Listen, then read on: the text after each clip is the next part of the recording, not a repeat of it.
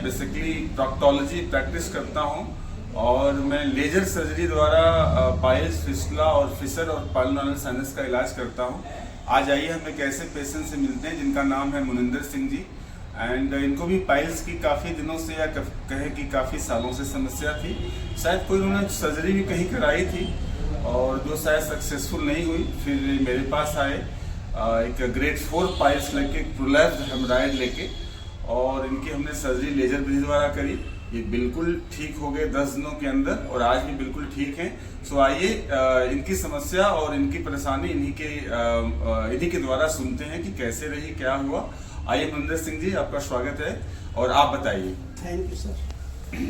Doctor साहब, मेरे को ये समस्या 10 साल से थी।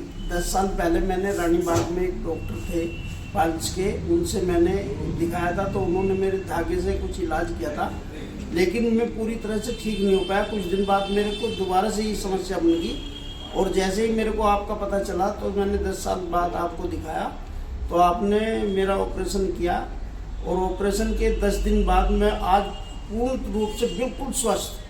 आपको वैसे क्या क्या दिक्कत थी जब हमारे पास आए? तो आपको क्या क्या दिक्कत थी, पूरा बताइए।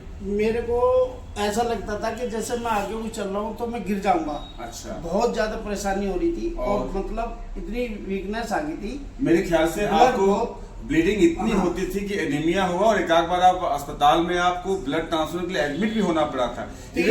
इवन मैंने भी सर्जरी के पहले आपको 2 यूनिट ब्लड ट्रांसफ्यूज किया, फिर ऑपरेट किया। आपको ब्लीडिंग इतनी होती थी। 3 बार मैंने ब्लड चढ़वाया है, 2 साल के बीच में, और काफी मतलब लॉस होता था ब्लड मेरा।